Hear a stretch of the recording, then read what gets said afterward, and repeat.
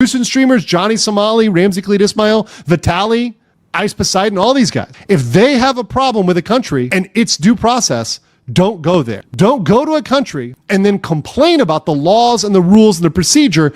People that are against Johnny, it's quite interesting because they're from all opposite ends of the spectrum, but they all are united by the fact that they dislike Johnny. Johnny Somali immigration crisis. Johnny Somali's downfall just got even worse. And this time, it's not just online hate or local police he has to worry about. The American Immigration Office has officially blocked his return to the United States, leaving him trapped in South Korea with nowhere to run. Yes, you heard that right. The man who once bragged about escaping every consequence is now facing the combined weight of both American and South Korean authorities.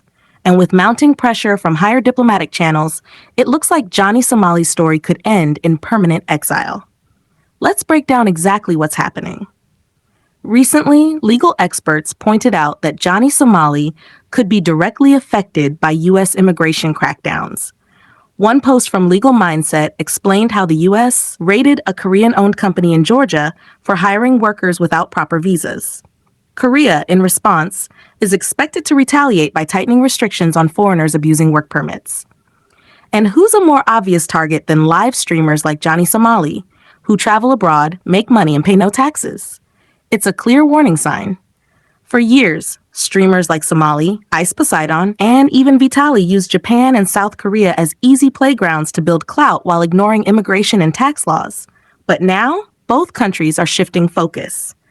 If Korean or Japanese workers face tough restrictions in the U.S., why would their governments welcome disruptive foreign streamers who openly disrespect local laws? And here's the harsh reality. Making money abroad without a proper work visa has always been illegal. Johnny Somali isn't just guilty of bad behavior, he's been profiting in South Korea while his criminal trial is still underway. That's a direct violation, and the immigration offices on both sides are finally catching on. If South Korea investigates and finds evidence of tax evasion or illegal earnings, Somali won't just face more jail time there. He could also be hit with additional charges that permanently block him from re-entering America. U.S. immigration already has his history of arrests in multiple countries. Add this to the pile, and his American dream may be over for good. What makes things worse is his family situation. Reports say Johnny Somali's parents have completely refused to support him. Immigration authorities don't just look at an individual's record, they also verify family ties. If his parents don't respond or vouch for him, officials could easily deny his reentry, claiming he has no real support system in the United States. That leaves Somali isolated with no one to turn to. And if you've seen him recently, it shows. Once streaming for attention in crowded streets, he's now been spotted wandering alone in South Korea, looking more like a homeless man than an entertainer. Without financial backing, he can't even afford legal defenses anymore. Remember, Hank Yu once paid nearly $20,000 to cover Somali's legal bills. But those days are over.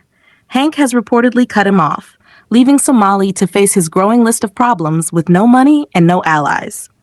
Even legal and academic voices in South Korea are weighing in. Professor Nod explained how locals from all sides, regardless of their politics, are united in their dislike for Somali.